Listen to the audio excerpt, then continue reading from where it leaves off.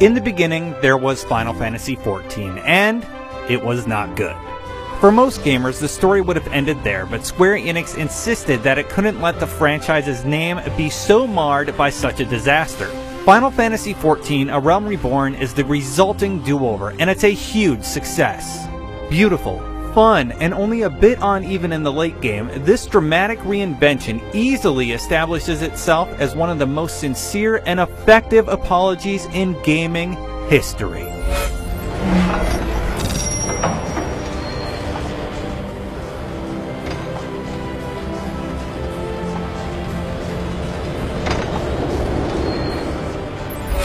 It seems counterintuitive to praise a game for reducing its graphical quality, but in this case it was a good move. A Realm Reborn's toned-down approach lets it run smoothly on both mid-range PCs and PlayStation 3 while retaining much of the beauty. The main storyline is full of twists and struggles that give some meaning to the surrounding eye candy, even if, at best, it's a little more than another tale of good struggling to overcome evil. A Realm Reborn makes smart use of cinematics along the way, although Square Enix only took the time to add voices to a handful of them. Most of the time you have to read the story, but it's well written enough that it's not just click-through material.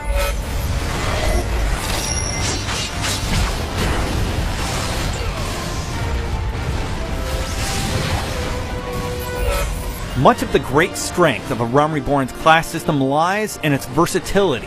Simply switch out your weapon and you'll become whatever class is associated with the new weapon. All classes also advance into specialized classes called jobs, which requires leveling a dominant class to 30 and a secondary class to 15. Not only does this design add the huge replay value of letting you level every class with the same character, but because you can borrow a handful of abilities from your secondary classes, it results in some really unique feeling character builds.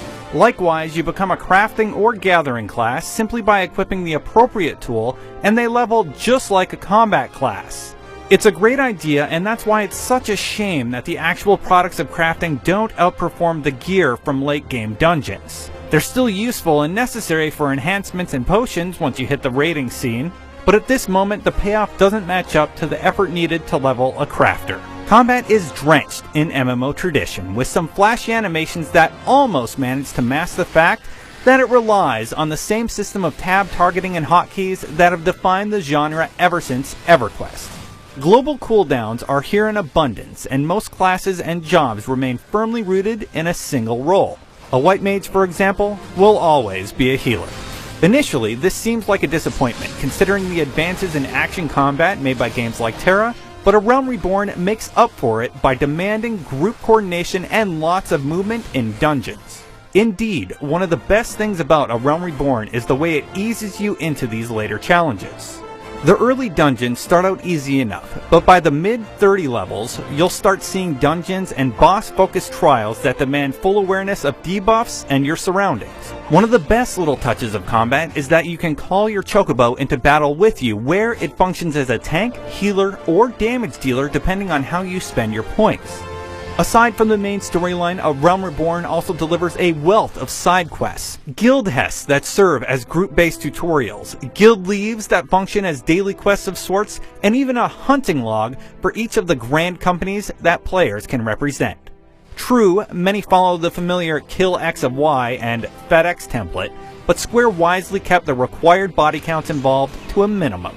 And then we have Fates. Fates are dynamic events similar to those found in Guild Wars 2 and Warhammer Online before it. In the early levels, they serve as a welcome counterpart to the normal quests you stumble across in the world. And a level matching requirement wisely keeps high-level players from griefing the events. They're a bit too good for leveling though, and by the late 30s, their effectiveness far outstrips any other means of gaining XP.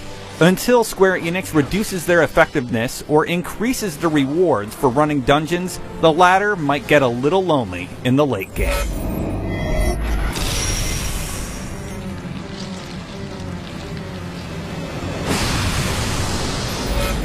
Final Fantasy XIV: A Realm Reborn is a great MMORPG experience on both PC and PlayStation 3.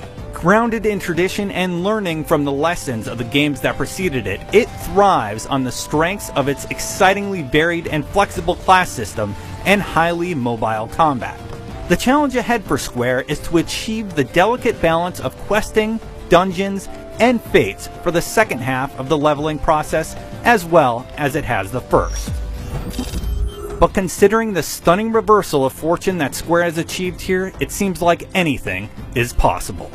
For more on Final Fantasy XIV, you know where to keep it locked, right here on IGN.